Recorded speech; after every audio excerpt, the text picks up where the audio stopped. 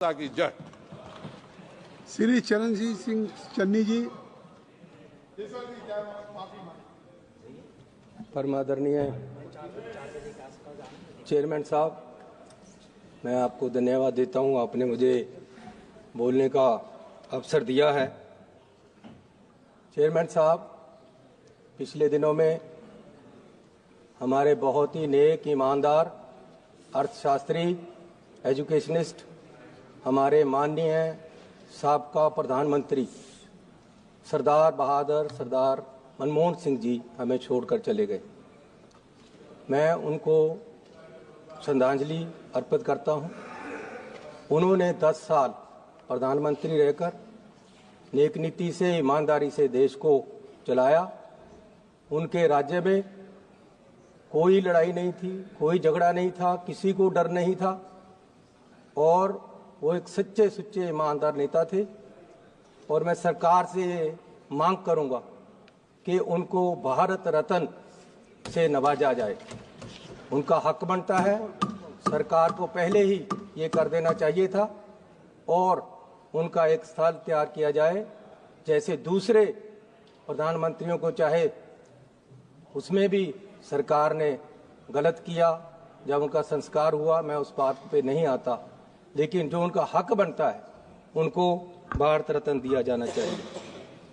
माननीय चेयरमैन साहब, मुझे अफसोस है कि जो हिंदुओं के नाम पे राजनीति करने वाली जो सरकार है, वो हिंदुओं के महाकुंभ को भी सुरक्षित नहीं रख पाई, वहाँ सही प्रावधान नहीं कर पाई, वहाँ सही इंतजाम नहीं कर पाई, जिसके फलस्वरूप सैकड़ों श्रद्धालु वहाँ मारे गए।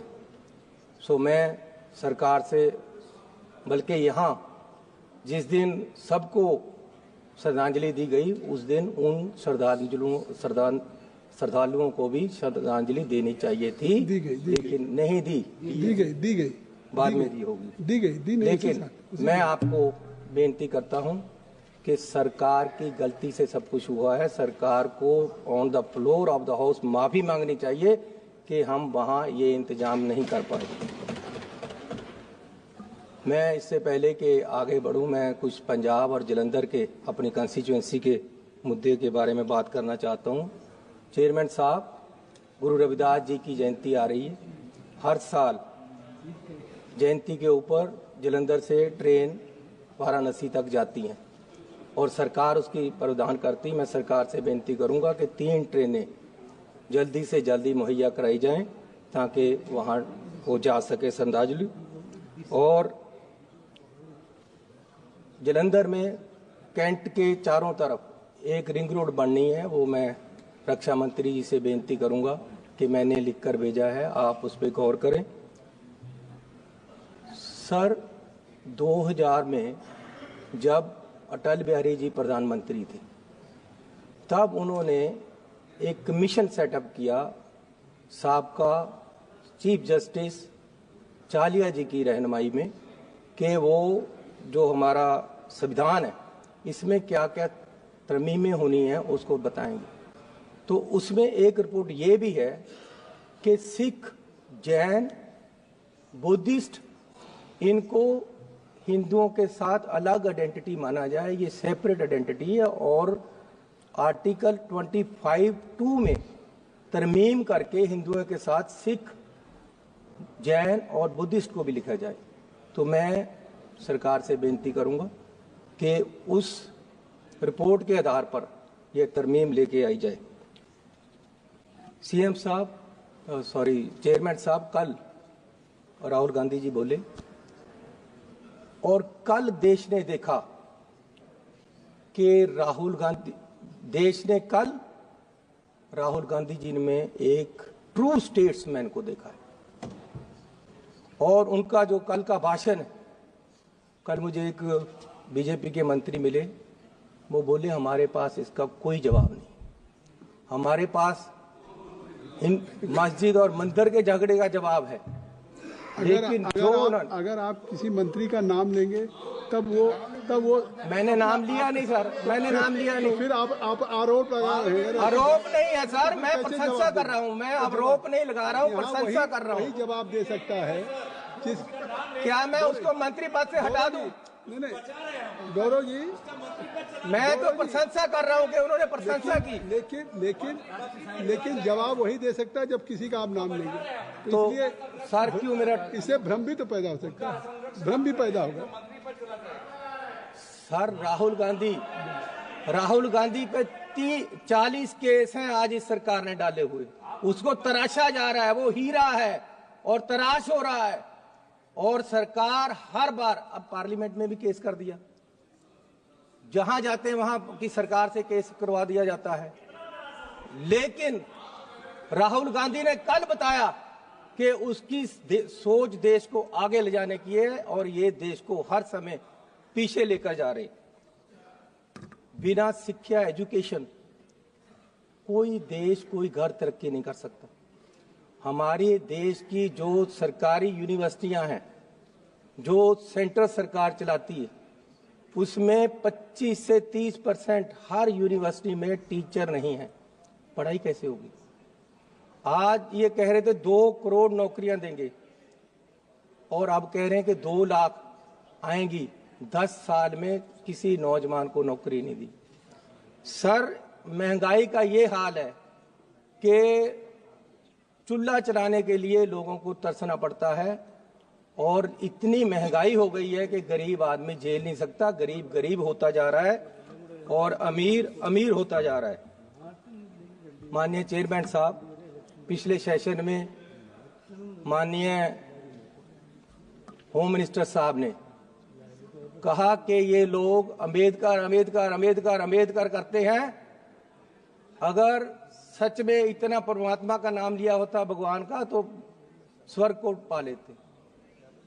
मैं आपको आपके माध्यम से इनको बताना चाहता हूं कि मैं ही नहीं, मेरे जैसे करोड़ों लोग वो हैं जिनके लिए अंबेडकर ही भगवान है।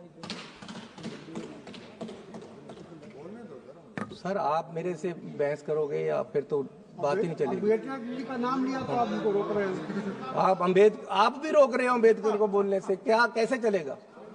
अम्बेडकर वो है जिसने मेरे जैसे करोड़ों नौजवानों को खड़ा किया है, देश को आरक्षण देकर गरीबों को ऊपर उठाया है, जिसने औरतों की वकालत की है। अम्बेडकर के नाम पे ऐसे शब्द बोलना ये निंदनीय है और माफी मांगनी चाहिए इन लोगों। और इससे उत्साहित होकर पंजाब में पिछले हफ्ते एक आदमी ने अम्बेडकर साहब के बुत पे चढ़कर हथौड़े से उसको तोड़ा है। ये बीज ने नफरत का। ये आप जो ये आरोप लगा रहे हैं, जब देश का होम मिनिस्टर बोलेगा अम्बेडकर के खिलाफ, तो आम लोगों को तो उत्साहित होंगे ही। आम लोग क्यों नहीं बोलेंगे? जब आपका सबका सिपा सलार ही बोल रहा है तो आम लोगों का क्या हाल होगा? आप अम्बेडकर के ही नहीं, अम्बेडकर को संविधान के भी दुश्मन हो। सदस्य जी, 1 मिनट रुक जाइए। आप ना अम्बेडकर को चाहते हो। 115 chairman sir, Bharatiya Janata party की फैक्ट फाइंडिंग कमेटी माननीय सदस्य ब्रिजलाल जी के नेतृत्व में गई और अंबेडकर जी की प्रतिमा को नुकसान कांग्रेस के कार्यकर्ता और आम आदमी पार्टी ने किया है। ये अपनी गलती छुपाने के लिए हमारे ऊपर आरोप लगा रहे हैं। सर, फैक्ट फाइंडिंग कमेटी बनानी है तो ये बनाओ कि देश का होम मिनिस्टर अब वो आप बात क्यों गलत बोला अंबेडकर साहब के लिए, ये बताओ ना। आप और अपनी बात करें। सर, मैं यह बात ही कर रहा हूं, आज तक माफी नहीं मांगा।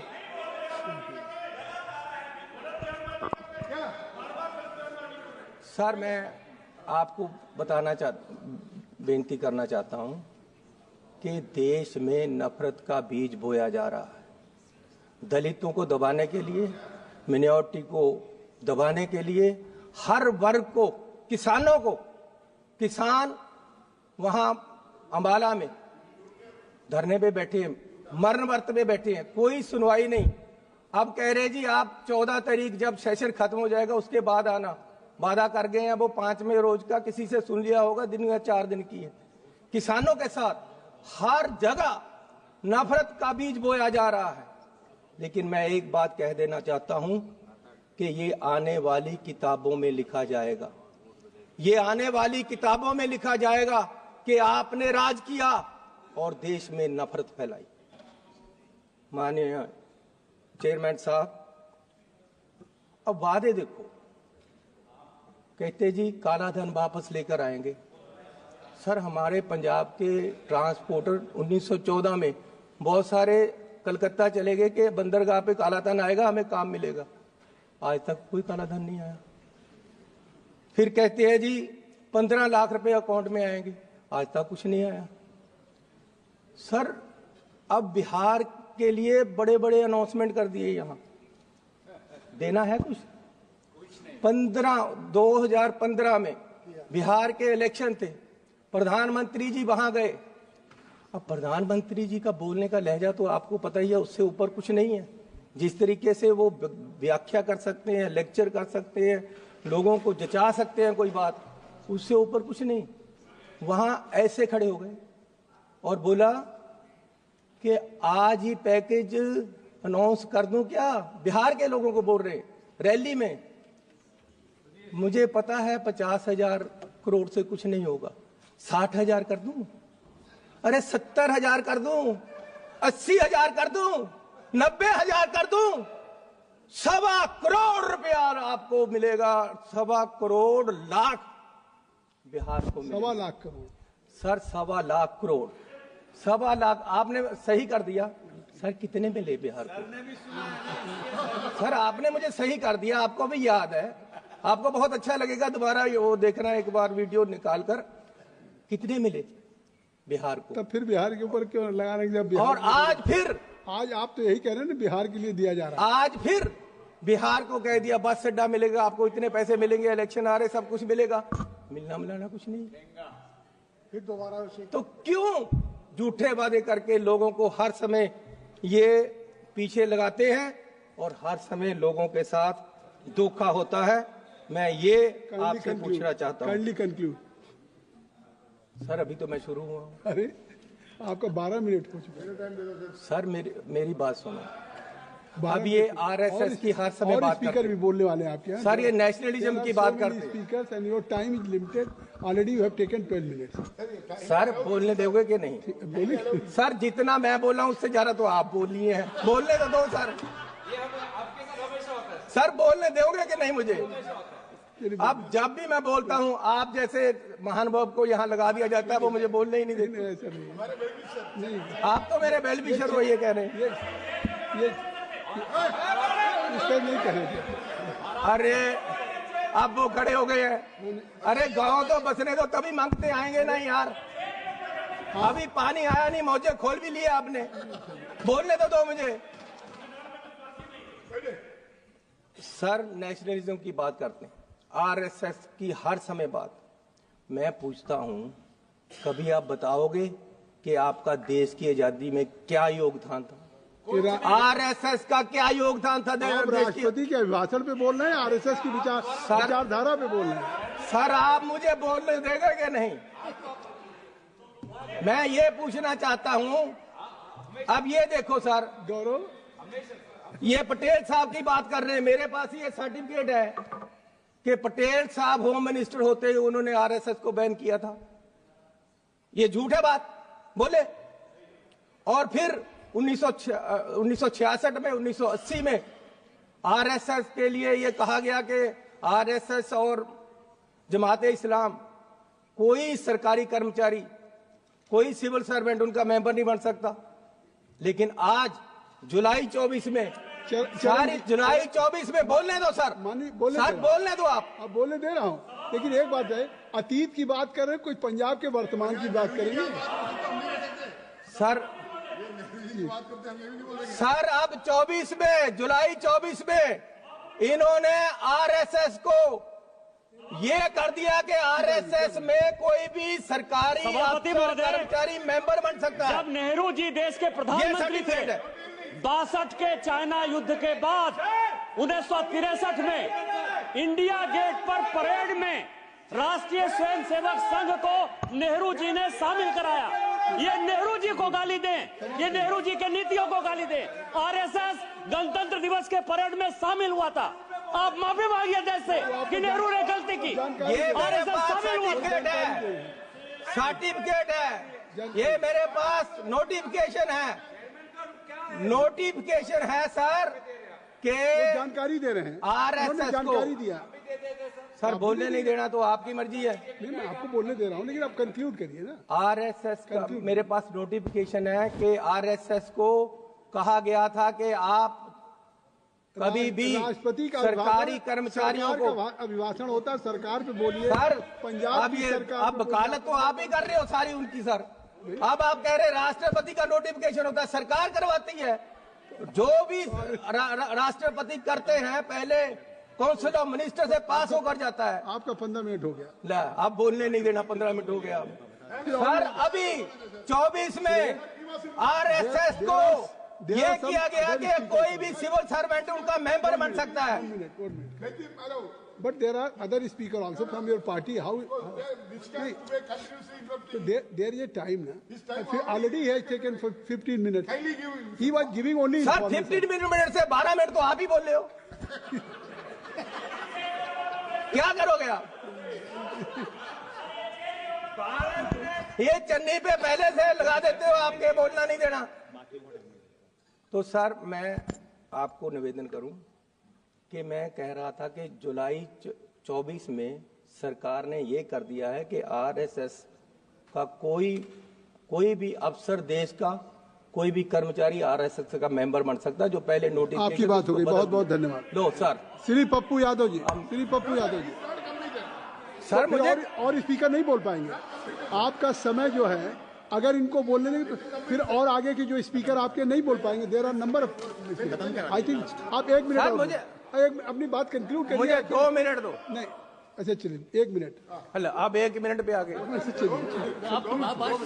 सर पिछली बार यहाँ एक मेंबर साहब बोल रहे थे, जिनको इस बार मंत्री ने बनाया, कौन है वो, ठाकुर साहब। तो वो उन्होंने महाभारत छेड़ ली। मुझे सचमुच लगा जैसे धृतराष्ट्र के हस्तिनापुर के दरबार में दुर्योधन खड़ा होकर बोल रहा। सर उन्होंने, जैसे दुर्योधन ने उस समय पांडवों पे, अर्जुन पे क्वेश्चन उठाया था कि जी इनकी जात और जन्म के बारे में, उन्होंने राहुल गांधी की ओर उठाया। सर ये करोगे आप? ये चलेगा? ये देश में होगा? बहुत बहुत धन्यवाद। श्री पप्पू यादव, श्री पप्पू यादव जी हो गए। श्री पप्पू तो देश में नफरत फैलाने का काम आज ये लोग कर रहे हैं, और देश की अखंड एकता और अखंडता को इन लोगों से खतरा है। आज तक हिंदुओं को कभी खतरा नहीं हुआ 70 साल में, जब से ये सरकार आई है। धन्यवाद श्री पप्पू यादव जी, धन्यवाद। धन्यवाद अध्यक्ष जी, मैं आभार प्रकट करता हूं।